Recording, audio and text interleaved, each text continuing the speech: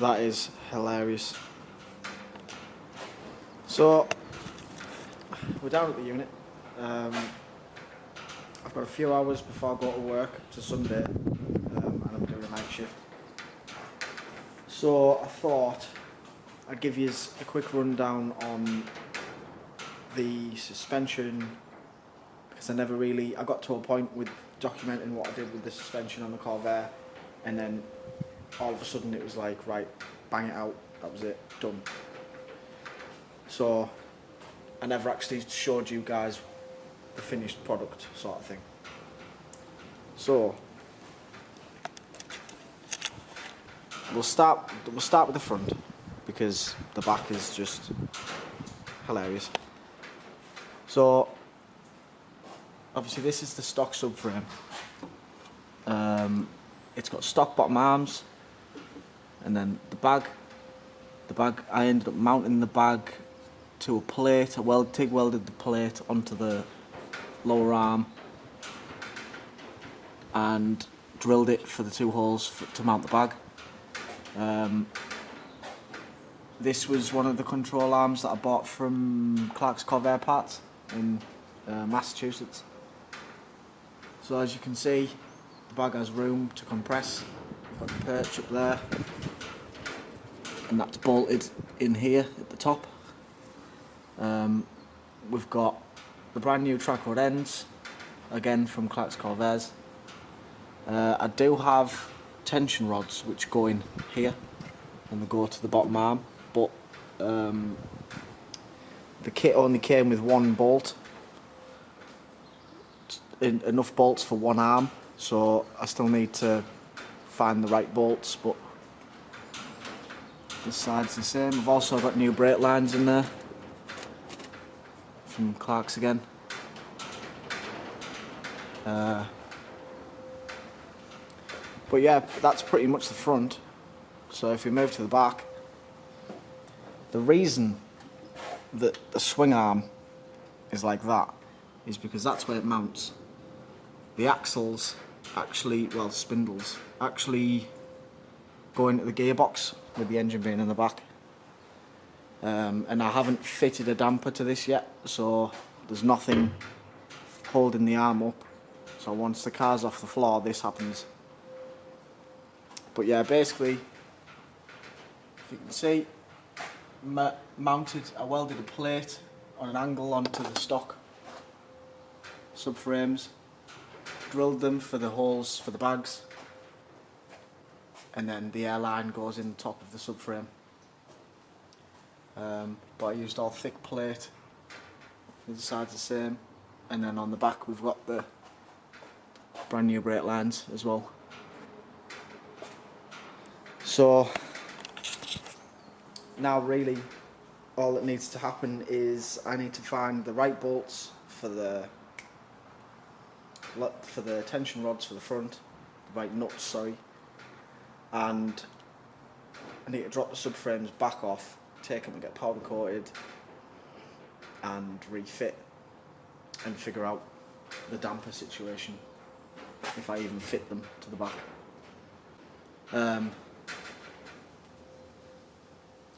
So yeah, that's where I'm at with that. The engine I will put back in once the subframes are done.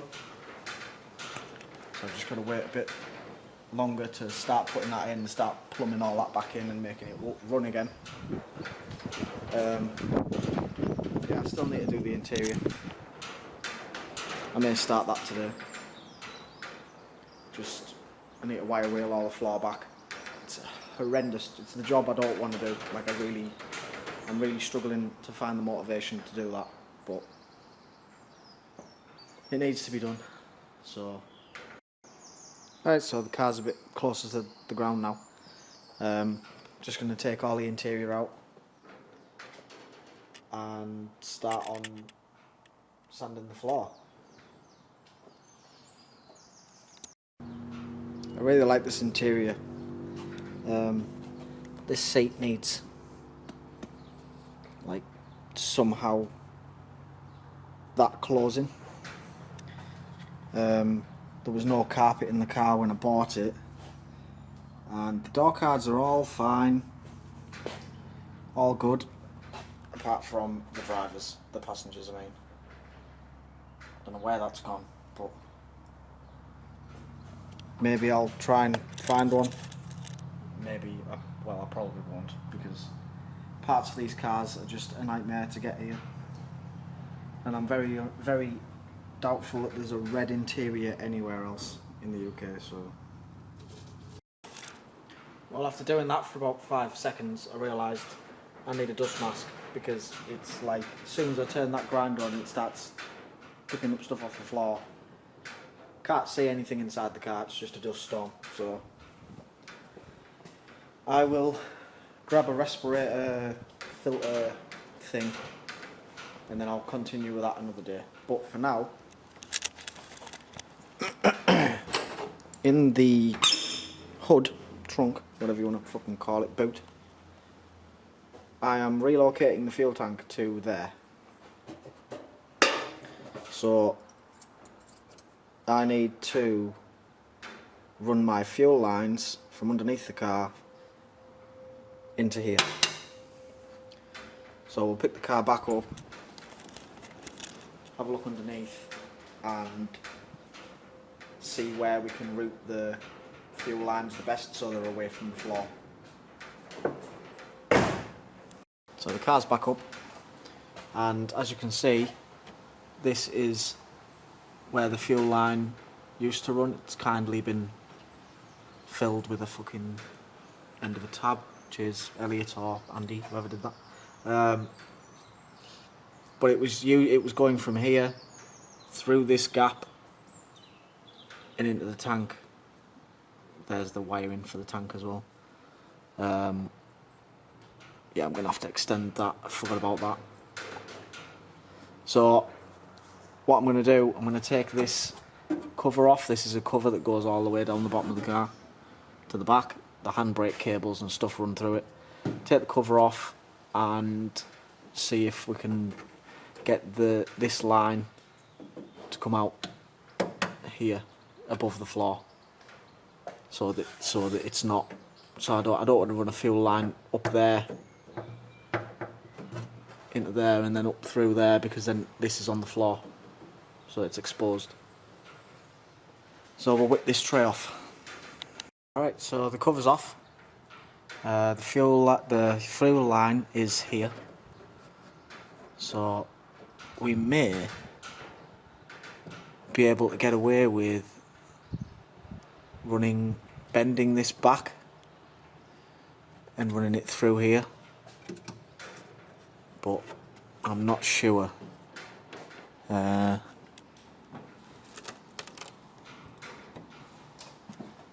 Yeah, we'll try it, see if it'll bend out. If it doesn't, then we'll just have to figure something else out. Right, so we've bent the fuel line to be as straight as I can get it without kinking it. What I'll do, I think, is I'll cut the line here and tuck it up into there, but I'll drill a hole in here, and I'll just have fuel line go in there, clamp to this, come out of here, run up the wall and into the boot front area, and then down into the tank that's in the boot. So I don't actually have any fuel line at the minute, so I'll have to get some of that, and then I can run that up there and start looking at how to secure the fuel tank in the front of the car. Phil, sort your shit out, mate. What a waste. So if you've watched some of the older videos, you'll know about this Mark II. It's Andy Allinson's. He's in the unit with us. It's a Mark II GTI with a VR6 in it.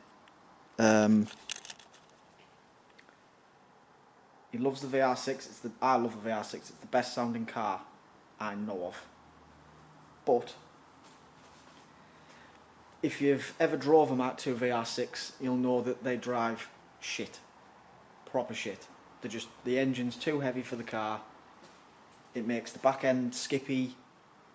The front end feels like it's too heavy for the car. So in an attempt to make the car more, well, A, faster, and B, more enjoyable to drive, he's swapping in a BAM. Now, if you don't know what a BAM is, it is a 2 litre or the 1.8? 1.8 turbo. This is out of a TT. They also had them in Leon, Cupra Leons. They had them in. I'm shit with Volkswagens. Proper shit with Volkswagens. Anyway, it was the fastest factory 1.8 turbo engine that Volkswagen made. It's got loads of good bits from factory. It's got like a forged crank. It's got thicker wrist pins on the rods. They're just the best 1.8 turbo. So his plan is, as you can see, it's a bare block. He's cleaned it all up. He's going to totally refresh it. He needs to fucking clean up after himself. He's going to totally refresh it. Load all new gaskets. I believe he's going to keep it stock turbo, but with it's probably going to end up being about 300 brake. I think he said something around that, and these are 225 stock, so it's not pushing it. But 300 brake horsepower in a Mark II is going to be ridiculous. So yeah, next time Andy's down, I'll get more info on the engine for yous and what his plan is. But yeah, basically 1.8 turbo BAM engine in a Mark II Golf will be happening maybe this winter. If not, he'll be building it, so I'll try and document him doing whatever he does to the engine, just to give you a bit more of a variety of what's going on in the unit, because obviously all I'm really doing at the minute is the Corvair, because I can't afford to do much else, to be honest. So the plan today, I was going to rebuild the back end, because, well, not rebuild it, but the wheel bearings are really stiff in the back. So I was going to take the shaft out and then try and repack the bearings, but I'm not sure how to get the shaft out, so I'll probably go to Google now and try and figure that out. I need to drop the subframe again. I need to drop both the front and the back subframes to get them powder coated. So, but I need a buddy to do that. I can't lift them down by myself. So I know I'm a big lad, but I'm not that fucking big. Also, with the E28, I'm pretty sure I've made my mind up on what engine I want. I think I want an M50, which is the 24 valve 6-pot out of the early E36s and E34s. It's the non-Vanos iron block engine, but everybody wants that engine because with them being iron block and non-Vanos, you can boost them to the moon and make stupid power, and they're just bomb proof. So those engines are getting hard to find. So if anybody has or knows of an M50 for sale, let me know, because it probably take me a while to get it in the car, but I at least want to have one, so that when it comes to ripping the 28 apart and throwing one in, I can.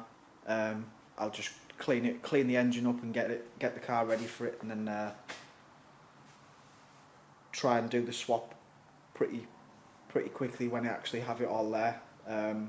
Yeah, if anybody knows of or sees an M50 for sale, give your boy a shout. So yeah, I think that's going to do it for today's video.